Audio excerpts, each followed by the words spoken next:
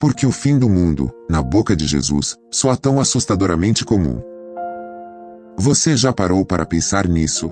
Quando o Filho de Deus decide revelar os sinais do juízo final, ele não começa desenhando meteoros riscando o céu, nem nações colapsando em chamas, nem o espetáculo gráfico que a nossa imaginação religiosa sempre exige.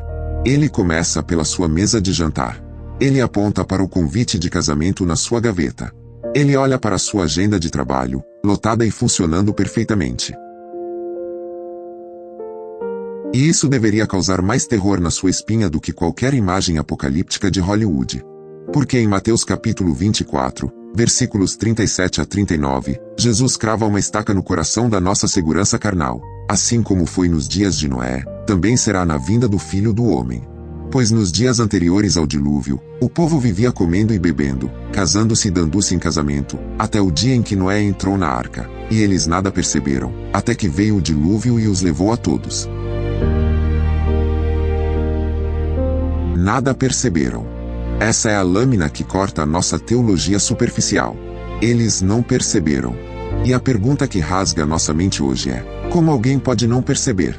Como isso é possível, se Gênesis capítulo 6, versículo 5, expõe a radiografia de Deus sobre aquela geração, declarando que a maldade do ser humano tinha se multiplicado sobre a terra, e que toda a inclinação dos pensamentos do seu coração era sempre e somente para o mal? Como milhões de pessoas não percebem o juízo respirando no pescoço delas, se Gênesis capítulo 6, versículos 11 e 12, atesta que a terra estava corrompida diante de Deus e cheia de violência? Como o ordinário e o demoníaco respiram o mesmo ar. Como a mesa posta para o jantar e o juízo à porta coexistem. Como o convite para a festa e a sentença de morte divina habitam a mesma rua. Talvez porque o maior perigo espiritual que cerca a sua alma hoje não seja o escândalo óbvio. Talvez o maior inimigo da sua salvação seja a normalidade anestesiante. Talvez o fim, antes de parecer terrível, pareça apenas um dia normal de trabalho. E é exatamente esse abismo que nós vamos atravessar agora. Não vamos olhar para Noé como quem estuda um mito antigo em um livro empoeirado. Nós vamos engolir a poeira do texto. Vamos sentir as farpas da madeira rasgando a pele. Vamos ouvir o som estridente da zombaria e o silêncio denso da obediência. Vamos rastrear 4 marcas cravadas nos dias de Noé: a normalidade cega, a violência banalizada, a indiferença orgulhosa e o juízo que chega sem pedir licença. E, no epicentro de tudo isso, você vai descobrir que essa história nunca foi apenas sobre um homem construindo um barco. Ela é um espelho gigante refletindo o seu rosto, e uma flecha em chamas apontando direto para Jesus Cristo. Então, acorde a sua mente. Prenda a sua atenção. A história acontece agora. A terra pulsa com uma pressa doentia. Homens correm pelas ruas de terra batida. Mercadores gritam preços, fecham acordos, calculam margens de lucro, trocam moedas, combinam entregas para meses à frente. Mulheres preparam os fornos, costuram enxovais, planejam festas que vão durar dias. Crianças correm entre as barracas. Alianças políticas são forjadas com apertos de mão e sorrisos falsos. A engrenagem humana gira com aquela arrogância fatal que só a rotina ininterrupta consegue produzir. A multidão respira a ilusão absoluta de que quem controla o hoje é automaticamente o dono do amanhã. Mas no meio desse mercado barulhento, a podridão moral exala um cheiro que já chegou ao trono de Deus. A Escritura não esconde o diagnóstico. Em Gênesis 6, versículos 11 e 12, a palavra rasga o véu da sociedade antediluviana. A terra está corrompida diante de Deus e cheia de violência, porque toda a humanidade corrompeu a sua conduta. Preste muita atenção aos verbos. Não é um crime isolado que choca a cidade. É o tecido moral inteiro apodrecendo. É o juiz aceitando o suborno à luz do dia. É o mais forte esmagando o mais fraco sem piscar. É o sangue escorrendo no beco enquanto a música da festa de casamento toca na casa da frente. A maldade não é mais uma exceção. Ela virou costume. Ela veste roupas finas. Ela se assenta nas mesas principais. Ela dita as regras do mercado. E aqui reside a tragédia. Enquanto os homens chamam isso de progresso, Deus chama isso de corrupção. Enquanto a sociedade aplaude a esperteza do perverso, Deus documenta a violência. Esse contraste expõe a fratura exposta daquela geração. Eles sabem nomear cada estrela, sabem construir cidades, sabem inventar instrumentos musicais, sabem celebrar casamentos com pompa e riqueza, mas perderam completamente a capacidade de sentir nojo do próprio pecado. Eles sabem viver, mas não sabem discernir. Noé caminha por essas mesmas ruas. Ele pisa no mesmo pó. Ele ouve as mesmas músicas. Ele sente o mesmo cheiro de carne assada misturado com o suor da multidão. Mas existe uma fronteira invisível separando esse homem do resto da humanidade. Algo no peito dele não se mistura com a lama ao redor. E não ouse pensar que Noé carrega uma pureza fabricada por ele mesmo. Não pense que ele é o herói moral que conquistou o céu por esforço próprio. A revolução cósmica na vida desse homem começa antes dele sequer pegar em um machado. A virada acontece em Gênesis capítulo 6, versículo 8. E essa é uma das frases mais monumentais de toda a Bíblia. A Noé, porém, o Senhor mostrou benevolência. Outras versões dizem: Noé achou graça aos olhos do Senhor. Graça. Favor imerecido. Misericórdia soberana que invade a vida de um homem pecador antes que ele levante uma única tábua. A salvação de Noé não nasce na força dos seus braços, ela nasce no olhar compassivo de Deus. O refúgio não começa na madeira, ele começa no coração do Criador. Mas a graça de Deus não deixa o homem na inércia. Ela o chama para a ação. E antes dos animais marcharem, antes da primeira nuvem negra se formar, vem a sentença que faz o sangue de Noé gelar. O Senhor do Universo rompe o silêncio. Em Gênesis 6, versículo 13, Deus olha para Noé e pronuncia o fim de um mundo. Darei fim a todos os seres humanos, porque a terra encheu-se de violência por causa deles. Eu os destruirei juntamente com a terra. Pare e respire essa frase. Não a leia como uma linha de um roteiro antigo. Sinta o oxigênio sumindo. Deus acabou de decretar a aniquilação total. O fim de toda a carne chegou diante do tribunal divino. A paciência esgotou. A balança pesou. O veredito é santo, absoluto e irrevogável. O coração de Noé dispara contra as costelas. A boca seca. As mãos suam. Ele, que vivia uma vida de trabalho comum, agora recebe nos ombros o peso da revelação mais aterrorizante da história humana. Mas o Deus que decreta a morte da corrupção é o mesmo Deus que providencia o escape para o justo. Porque imediatamente a seguir, no versículo 14 do mesmo Gênesis 6, a ordem divina desce como um raio de esperança dura e crua. Faça para você uma arca de madeira de cipreste. Faça compartimentos nela e revista-a de betume por dentro e por fora. Perceba a majestade dessa dinâmica. Deus não joga um aviso no colo de Noé e diz: vire-se para sobreviver. Deus desenha a planta. Deus escolhe a madeira. Deus estabelece as medidas. Deus providencia o meio de salvação. A Noé não cabe inventar um barco, a Noé cabe obedecer ao arquiteto. E a obediência começa. E ela não tem nada de romântica. Ela é brutal. Ela exige músculo, suor, calos rompendo, noites em claro. Imagine o cenário. As árvores gigantescas tombando. A madeira de gofer sendo arrastada por quilômetros. O som áspero da serra rasgando o tronco. O cheiro do betume derretido, negro, quente, pegajoso, subindo pelas narinas de Noé, grudando na sua pele, sujando suas roupas. Cada martelada ecoa pelo vale. Pá, pá, pá. E cada golpe do martelo na madeira é um sermão pregado sem uma única palavra. Cada viga que se ergue desafia a gravidade e grita para a cidade ao redor: Deus falou. Deus vê. Deus julga. O fim vem. Mas a cidade não para. E esse é o terror psicológico dos dias de Noé. A arca cresce. O casco colossal começa a fazer sombra sobre as casas vizinhas. Uma estrutura absurda, inútil, desproporcional, erguida em terra seca. Um monumento à loucura aos olhos dos homens carnais. E, no entanto, os vizinhos de Noé continuam suas vidas. O açougueiro corta a carne. O prestamista cobra os juros. Os casais continuam enviando convites para as bodas. O alerta é físico, gigantesco, impossível de ignorar, e ainda assim, o coração humano encontra uma maneira de transformá-lo em paisagem. Imagine o cinismo. Um grupo de homens para no fim da tarde. Eles cruzam os braços. Eles olham para Noé, suado, coberto de fuligem e betume, lutando para encaixar uma prancha pesada. Um deles grita, com um sorriso de escárnio no rosto: Noé, o sol está brilhando há décadas. Você perdeu o juízo? Para onde você vai navegar com esse monstro? A poeira está subindo das estradas e você está construindo um navio. Risadas explodem. Eles brindam com suas taças de vinho. Eles voltam para suas mesas fartas. A presença do aviso de Deus não garante a percepção do coração humano. Noé limpa o suor da testa com as costas da mão. O músculo do braço lateja de exaustão. Ele sente o peso do ridículo. Não subestime a dor da zombaria pública. Ele sabe que a cidade inteira o chama de fanático. Ele sabe que sua família suporta olhares tortos no mercado. A carne de Noé poderia implorar por uma religião mais discreta, por uma fé que não o fizesse parecer um tolo. Mas dentro dele arde uma convicção que não depende do clima. O mundo inteiro interpreta a realidade pelo que seus olhos podem ver. Noé interpreta a realidade pelo que os ouvidos dele escutaram de Deus. O Senhor falou. E a palavra do Senhor tem mais gravidade do que a aprovação da cidade inteira. Os anos se arrastam. A obra não é rápida.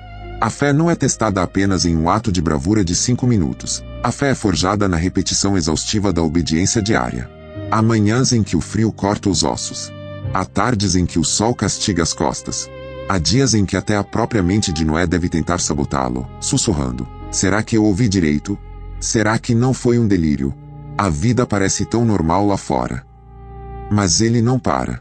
A Escritura não deixa dúvidas sobre a têmpera desse homem. Em Gênesis 6, versículo 22, o Espírito Santo resume décadas de resistência em uma linha que humilha a nossa geração instável. Noé fez tudo exatamente como Deus lhe tinha ordenado. Tudo. Exatamente. Nenhuma vírgula de fora. Nenhuma prancha a menos. Isso não é a empolgação de um retiro de fim de semana. Isso não é chorar em um culto de domingo e voltar a pecar na segunda-feira. Isso é a obediência mastigada, engolida e vivida sob o escárnio do inferno e a risada do mundo.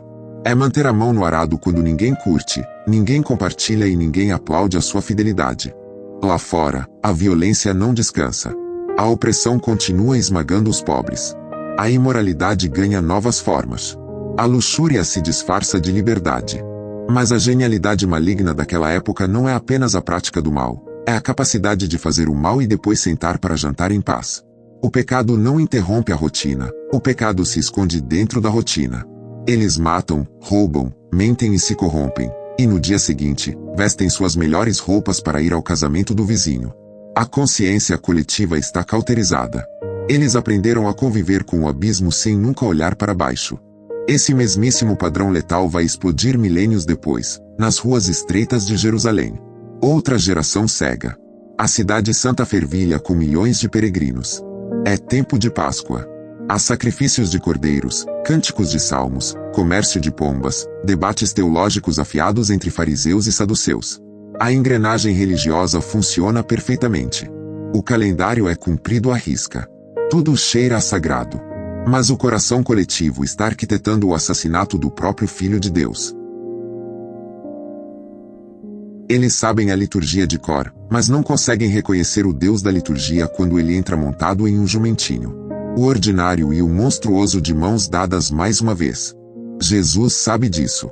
Quando ele anda pelos arredores do templo em Mateus capítulos 21 a 24, ele vê a mesma doença dos dias de Noé infectando os religiosos de sua época. Por isso, quando ele fala do fim em Mateus 24, versículos 37 a 39, ele não está ensinando história antiga. Ele está segurando um espelho na frente da humanidade. O homem carnal consegue suportar viver à beira do precipício eterno, desde que a sua agenda continue cheia e ele possa jantar em paz sem precisar encarar o rosto de um Deus santo. Voltemos à poeira antediluviana. A arca está pronta. Um colosso de madeira negra e silenciosa desafiando a lógica humana. E então, o comando muda. Não é mais tempo de construir. O tempo da paciência está sendo recolhido. Em Gênesis capítulo 7, versículo 1, a voz de Deus corta o ar novamente. Entre na arca, você e toda a sua família, porque você é o único justo que encontrei nesta geração. O verbo entrar altera tudo. A teoria vira prática. O aviso vira sobrevivência. E de repente, o milagre invade a planície. A cena é assombrosa, pesada, quase irreal. Animais começam a surgir do horizonte. Não são guiados por chicotes, nem por correntes humanas. Eles marcham sob um instinto injetado pelo próprio Criador. Leões caminham ao lado de cordeiros. Pássaros escurecem o céu em revoadas organizadas. O som no vale vira um rugido misturado. Cascos batendo no chão de terra. asas cortando o vento, grasnidos, bramidos, chiados. Um desfile da criação obedecendo ao seu mestre com muito mais rapidez do que os seres humanos feitos à sua imagem. Noé, seus 3 filhos, sua esposa e suas noras se movem por entre os corpos vivos e quentes. O cheiro de pelo molhado, de poeira e de animais selvagens preenche os andares da arca. Eles guiam, empurram, alimentam, acomodam. A adrenalina queima no sangue. O que era promessa distante agora é matéria, som e cheiro. O juízo saiu da categoria da teologia e entrou na categoria da geografia. Gênesis 7, versículos 7 a 10, nos coloca frente a frente com o cronômetro divino. Noé, seus filhos, sua mulher e as mulheres de seus filhos entram na arca por causa das águas do dilúvio. E depois de 7 dias as águas do dilúvio vieram sobre a terra. 7 dias. Não passe correndo por esses 7 dias. Pare aqui. Sinta o peso insuportável desse silêncio. 7 dias inteiros em que Noé e sua família já estão dentro da arca, junto com os animais. A porta de madeira gigante continua aberta. O céu continua azul. Nenhuma nuvem se forma. Nenhum vento forte sopra. O sol nasce, o sol se põe, e a chuva não cai. 7 dias entre a obediência visível e a ruptura visível. Imagine o que está acontecendo do lado de fora. A zombaria, que já era grande, agora deve atingir níveis demoníacos. Multidões devem se aglomerar em volta da arca apenas para rir. Olhem o velho Noé, trancado com os bichos. Onde está o seu dilúvio? Onde está o seu juízo? Nós estamos comendo. Nós estamos bebendo. Nós estamos nos casando. Nada mudou. Um homem morde uma fruta fresca e cospe o caroço na direção da rampa. Um mercador fecha um negócio lucrativo e gargalha. Uma família celebra o nascimento de uma criança, acreditando que o futuro lhes pertence. Eles vivem em função dos seus próprios desejos. Esse é o veneno da graça adiada. Quando o juízo de Deus tarda aos olhos humanos, o coração corrompido não usa o tempo para se arrepender. Ele usa o atraso como prova de que Deus não se importa. Eles interpretam a paciência divina como ausência divina. Dentro da arca, a tensão é sufocante. A madeira range com o peso dos animais. Na calada da noite, a respiração pesada das feras ecoa pelos corredores escuros. Sem, Cã ou Jafé talvez olhem para Noé, com os olhos arregalados de medo, buscando no rosto do pai uma garantia que só Deus pode dar. A esposa de Noé aperta as mãos, o coração saltando a cada ruído externo. Eles ouvem as gargalhadas e os insultos vindos de fora. A fé deles treme. Não se engane. Ter fé não significa ausência de medo. Ter fé significa que você permanece onde Deus mandou, mesmo quando todas as evidências ao seu redor gritam que você é um tolo. Noé senta-se no escuro. Ele encosta as costas na madeira áspera e fria. Ele fecha os olhos. Ele repassa na memória a voz clara de Gênesis 6. Ele sussurra na escuridão: Senhor, eu não estou aqui pelas circunstâncias. Eu estou aqui porque tu falaste. Se o céu está limpo, a tua palavra continua firme. E é essa palavra, e apenas essa palavra, que mantém o homem são quando o mundo inteiro exige que ele enlouqueça. E então, o 8º dia amanhece. Gênesis capítulo 7, versículo 11, registra a data do Apocalipse, no ano 600 da vida de Noé, no 17º dia do 2º mês. Não é um mito atemporal. É história. É calendário. Naquele dia, a paciência de Deus encerra o seu turno, e a santidade de Deus assume o comando. Rompem-se todas as fontes das grandes profundezas e abrem-se as comportas dos céus. A criação entra em colapso coordenado. A água não apenas cai de cima, ela explode de baixo. O chão treme com uma violência sísmica. Geysers gigantescos rasgam a terra, lançando colunas de água lamacenta aos céus com a força de explosivos. O céu, que momentos antes era azul, se transforma em um teto de chumbo, desabando em cataratas que esmagam tudo o que encontram. Não é uma chuva forte. É o oceano cósmico engolindo o planeta. O mundo está sendo desfeito. O Criador está revertendo a criação para lavar o câncer do pecado. O primeiro trovão corta o céu com um estrondo que ensurdece a humanidade. As risadas na cidade morrem instantaneamente nas gargantas. Os copos de vinho caem das mãos, estilhaçando-se no chão. O noivo solta a mão da noiva. O mercador abandona suas moedas. O caos irrompe em milésimos de segundo. E no exato momento em que as primeiras gotas letais começam a açoitar o casco da arca, Gênesis 7, versículo 16, entrega uma das frases mais solenes, aterrorizantes e definitivas de todas as escrituras sagradas. Então o Senhor fechou a porta. Leia de novo na sua mente. O Senhor fechou a porta. Não foi Noé quem puxou a maçaneta. Não foram os filhos de Noé que trancaram as engrenagens. Foi a mão invisível e onipotente do próprio Deus. O mesmo Deus que abriu a porta em misericórdia é o Deus que sela a porta em juízo. A fronteira eterna entre a salvação e a perdição é traçada pela autoridade divina. O convite durou 120 anos. A arca foi um outdoor gigante durante décadas. A porta ficou escancarada por 7 dias de silêncio absoluto. Mas agora, o tempo de Deus para aquela geração acabou. A misericórdia não dura para sempre para quem rejeita a misericórdia. O dia da salvação tem um prazo de validade. Do lado de fora, o desespero substitui a arrogância. A lama começa a subir depressa, engolindo os joelhos. Casas desmoronam sob a força da água. Pessoas correm desesperadas em direção à planície. Aqueles que debochavam da arca agora correm em direção a ela. Imagine as mãos escorregadias batendo freneticamente na madeira revestida de betume. Unhas quebrando contra o casco. Vozes rasgadas gritando: Noé! Abra! Nós acreditamos agora. Nós entendemos. Mas é tarde. O arrependimento forçado pelo terror não é arrependimento genuíno. É apenas instinto de sobrevivência de quem não quer pagar a conta dos próprios pecados. A porta não responde. A madeira maciça, selada por Deus, devolve apenas o eco da tempestade. Deus nunca prometeu uma segunda porta para quem desprezou a primeira a vida inteira. Dentro da arca, o som deve ser indescritível.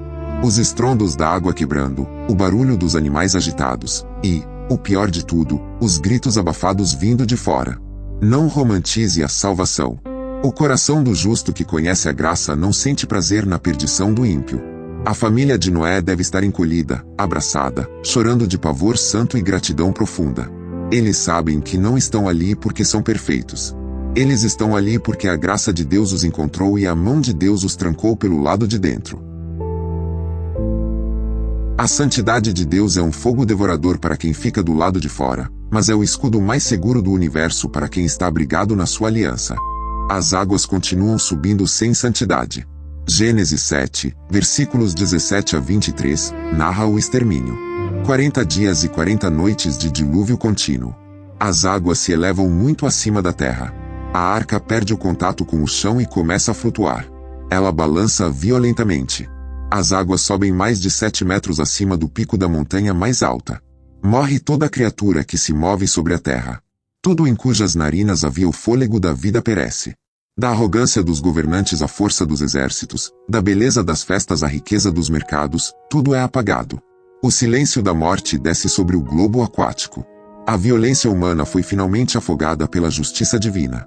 A arca geme, estala, inclina-se. Dentro do porão escuro, Noé e sua família dependem exclusivamente de Deus. Eles não têm um leme. Eles não têm velas. Eles não podem pilotar a arca. A salvação bíblica te arranca o controle. Você não guia a sua redenção, você é guardado por ela. Enquanto a arca flutua sobre as ondas da fúria divina, a família lá dentro aprende que a proteção de Deus não elimina a tempestade. A proteção de Deus os mantém vivos no exato centro da tempestade que consome os zombadores. E aqui, a respiração do Evangelho começa a soprar quente sobre o texto. Porque essa arca não é um mero elemento cenográfico de um conto moralista. Essa madeira negra revestida de betume é uma maquete. É um protótipo. É uma flecha flamejante apontando para a revelação final de Deus. A arca revela o padrão imutável de como Deus salva. Ele não pede que os homens subam aos céus construindo escadas morais de perfeição. Ele desce, ele alerta sobre a ira que está por vir, e ele mesmo providencia o meio de salvação antes que a ira caia. Noé não entra naquilo que ele inventou. Noé entra naquilo que Deus mandou construir. O pecador hoje não entra em uma religião que ele mesmo desenhou. O pecador hoje entra em alguém que Deus enviou. Por isso, quando Jesus retoma a história de Noé em Mateus 24, versículos 42 a 44, ele não está tentando gerar pânico nos discípulos. Ele diz: portanto, vigiem, porque vocês não sabem em que dia virá o seu Senhor. Assim, também vocês precisam estar preparados, porque o Filho do Homem virá numa hora em que vocês menos esperam. Jesus está oferecendo o antídoto definitivo para a normalidade que anestesia e mata. Vigilância. E vigilância não significa viver tremendo de ansiedade a cada notícia ruim no jornal. Vigilância não é estocar comida no porão. Vigilância espiritual é viver com os olhos da alma bem abertos para a realidade que Deus revelou, recusando-se a ser engolido pela rotina do sistema. E onde essa vigilância encontra o seu ápice? Na paixão de Cristo. Preste atenção na simetria divina. Lembra como a rotina e o juízo coexistiam em Jerusalém? Pois bem, na noite antes de morrer, Jesus está à mesa. Gestos ordinários de um jantar pascal. Parte-se o pão. Derrama-se o vinho no cálice. A conversa na sala. Em João capítulo 13, o traidor come do mesmo prato. Em Lucas capítulo 22, os discípulos discutem entre si quem é o maior. O mundo parece estar girando no seu eixo normal. Mas Jesus fala e a eternidade avança. Judas levanta-se, sai para consumar a traição e o evangelista João registra um detalhe assombroso. E era noite. Era noite no céu de Jerusalém, mas era a noite mais escura da alma humana.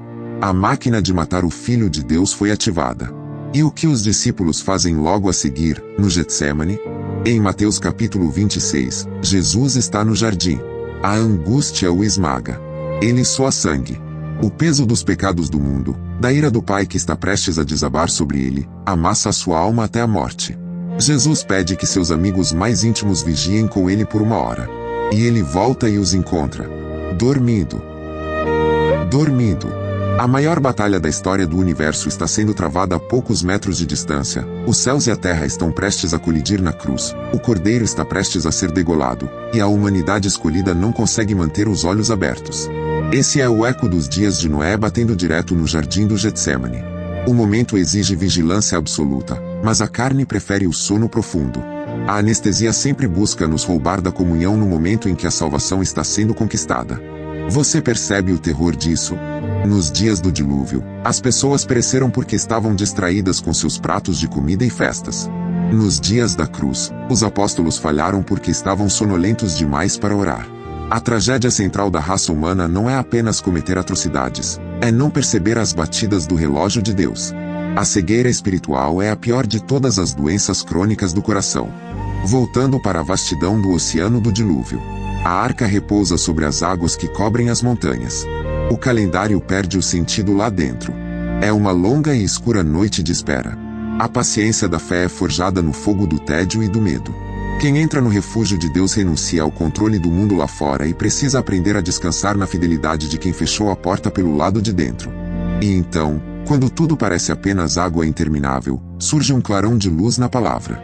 Em Gênesis capítulo 8, versículo 1, a Escritura declara com uma ternura de quebrar o coração. Mas Deus lembrou-se de Noé. Deus lembrou-se de Noé e de todos os animais selvagens e rebanhos domésticos que estavam com ele na arca, e enviou um vento sobre a terra, e as águas começaram a baixar.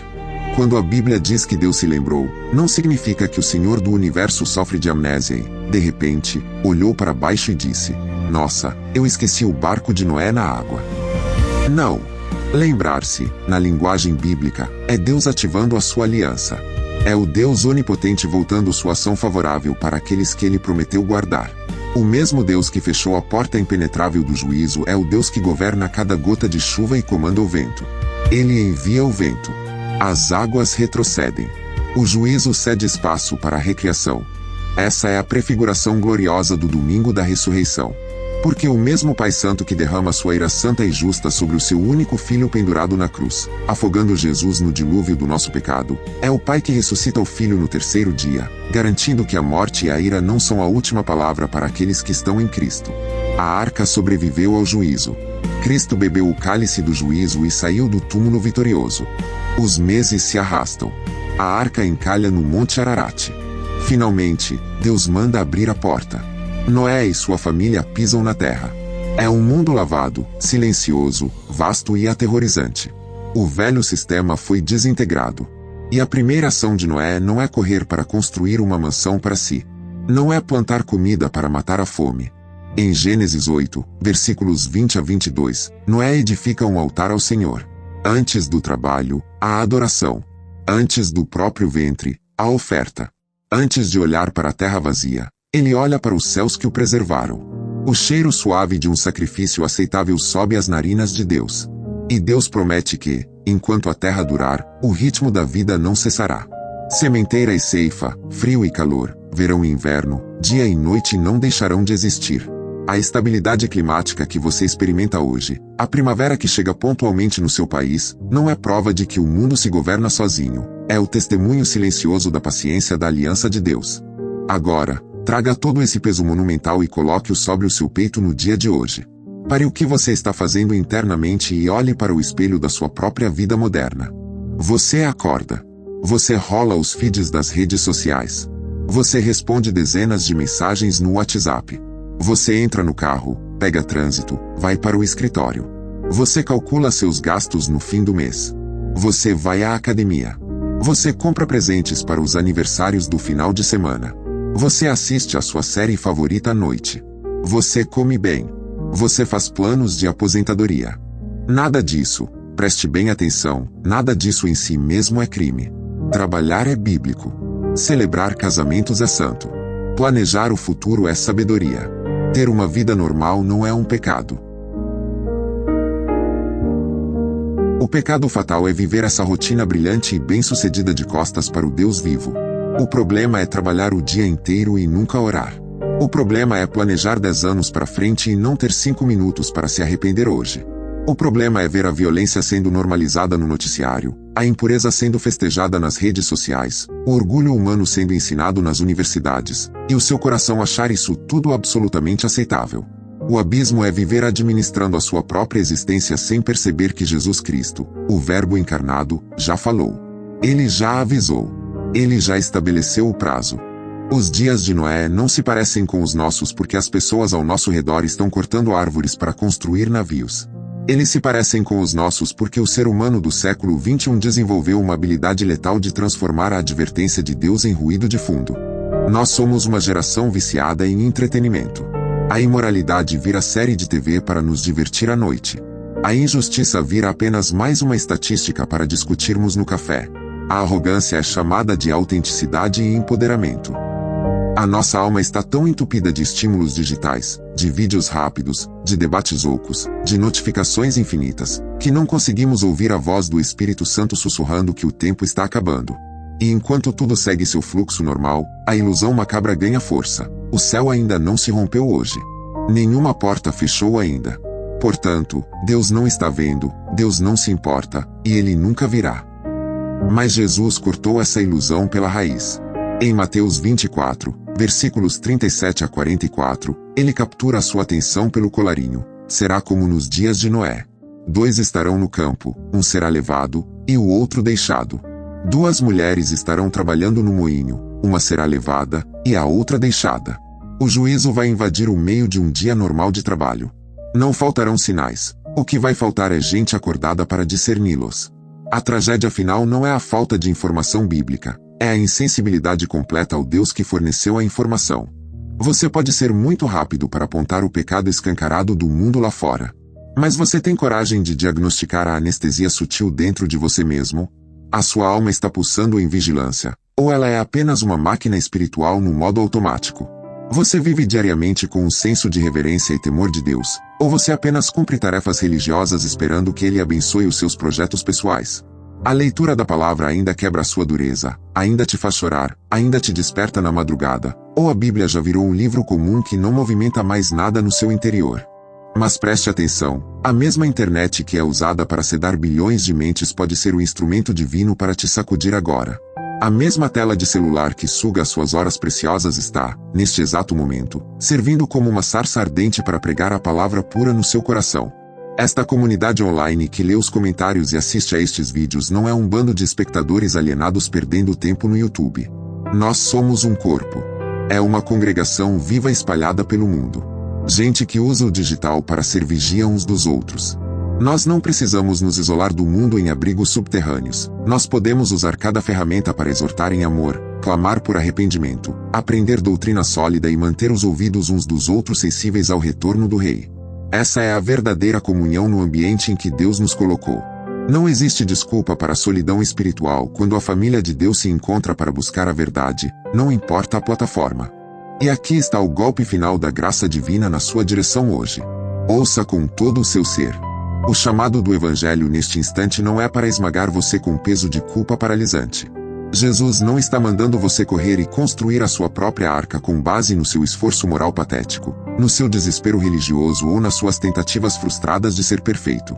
Você nunca conseguiria cortar madeira suficiente para aplacar a ira de Deus contra o seu pecado. O seu suor não pode comprar a salvação.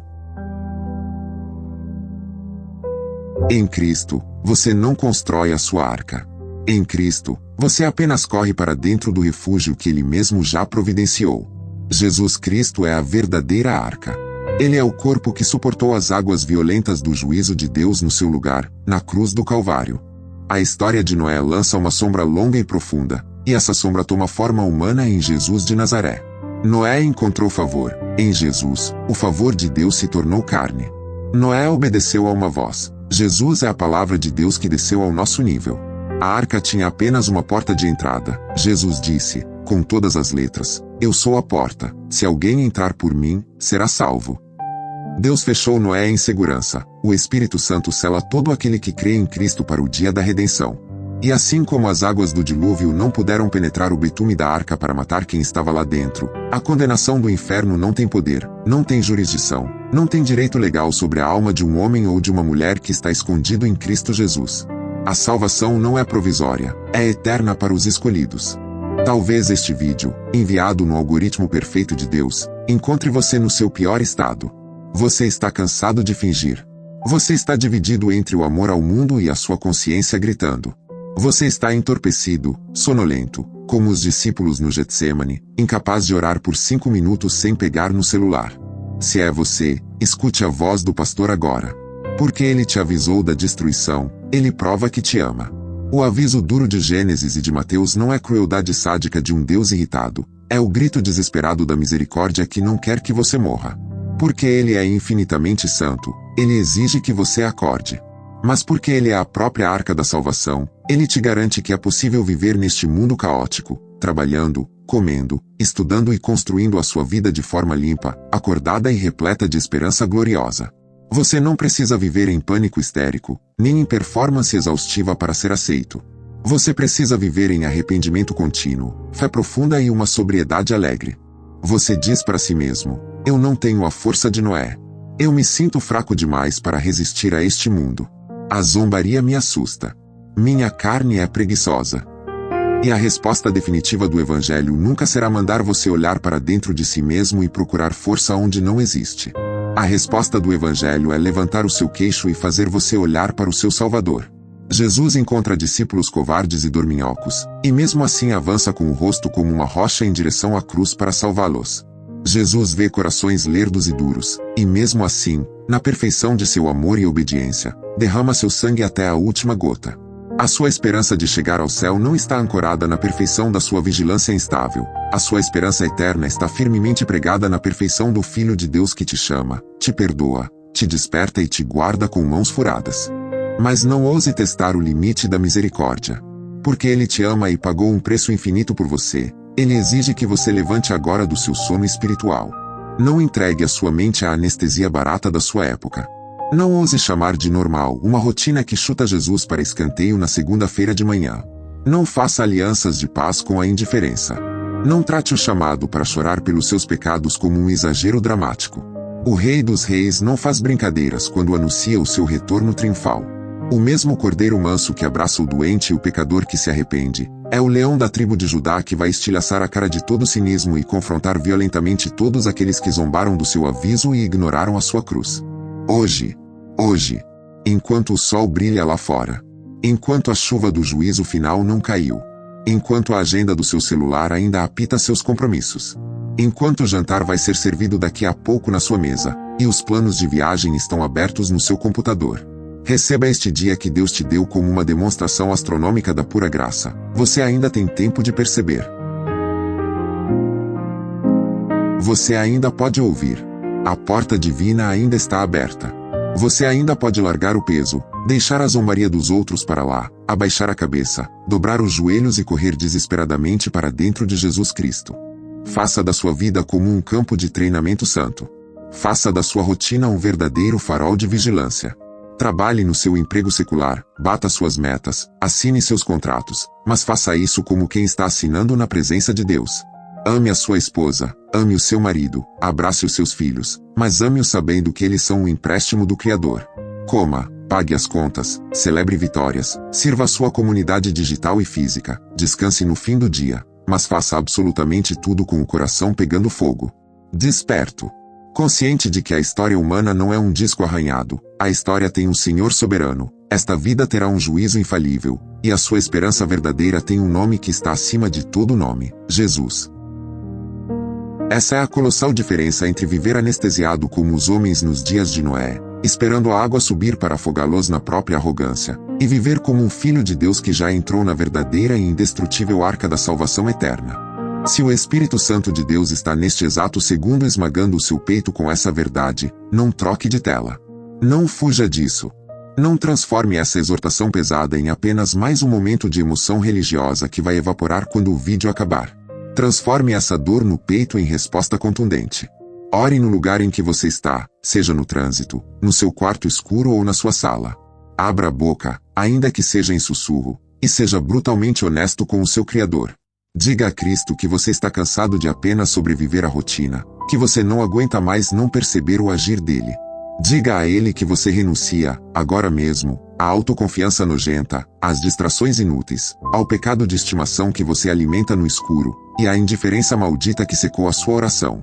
Diga que você abandona as suas próprias desculpas e corre, aterrorizado pelos seus erros e maravilhado pela sua cruz, para dentro do refúgio que ele sangrou para te oferecer. Entre pela porta escancarada da redenção enquanto a voz da misericórdia ainda ecoa. O relógio está correndo. E se você é crente, se o seu nome já está escrito no livro da vida, então sacuda o pó e desperte novamente os seus olhos para a beleza avassaladora da salvação que você recebeu. Não ouse usar a doutrina da graça de Deus como um travesseiro macio para sua apatia carnal.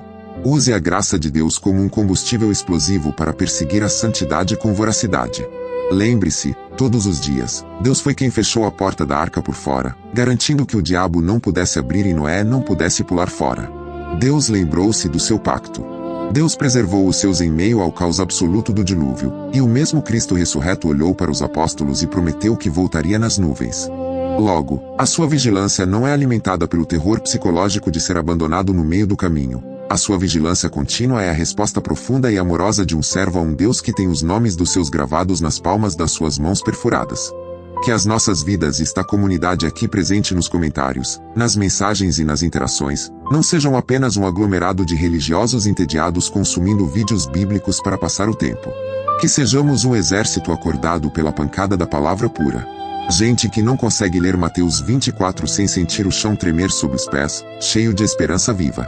Gente que mergulha fundo no texto de Gênesis 6, 7 e 8 e consegue enxergar o rosto misericordioso de Jesus brilhando através de cada prancha de betume. Gente madura o suficiente para que, em vez de se juntar ao coro da cidade e rir da aparente demora de Deus, abaixa a cabeça, aceita a zombaria, e corre para dentro da cruz. Gente que não se permite embriagar com a mentira da normalidade do século 21.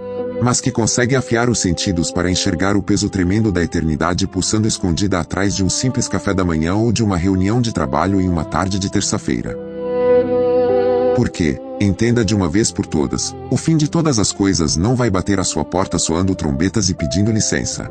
O juízo final vai parecer incrivelmente normal antes de rasgar o céu e se mostrar infinitamente terrível para quem vive na carne. Mas para você, para aquele que afina os ouvidos para a voz do bom pastor, para aquele que foi lavado no sangue, o dia não chegará como um ladrão da noite. Quem vive em Cristo não morre nas trevas. Então, guarde isso no mais fundo do seu intelecto e da sua alma hoje e para sempre. Os dias de Noé nos entregam 4 advertências assustadoras: a armadilha de uma normalidade sedutora, a propagação epidêmica de uma violência banalizada, o câncer da indiferença espiritual e o desespero de um juízo que afoga a todos sem ser discernido a tempo. Mas pairando soberana acima de todas essas 4 sombras pesadas de morte, brilha como o sol do meio-dia uma verdade infinitamente superior. A graça furiosa e paciente de Deus ainda está gritando, alertando e apontando para um porto seguro no meio do oceano de ira. E esse refúgio definitivo, absoluto e inabalável não é um conceito. Tem nome, rosto e mãos furadas. Jesus Cristo, o Filho do Deus Altíssimo. Corra para Ele com tudo o que você tem. Vigie firmado nele. Permaneça agarrado nele. E viva cada segundo da sua rotina ordinária de hoje com tamanha reverência, fervor e intensidade que, quando o Filho do Homem rasgar os céus para pisar nesta terra novamente, ele não encontre no seu peito um coração anestesiado pelo mundo, mas uma lâmpada brilhando intensamente, consumindo o puro óleo do Espírito Santo, pronta e acesa pela chama viva da graça.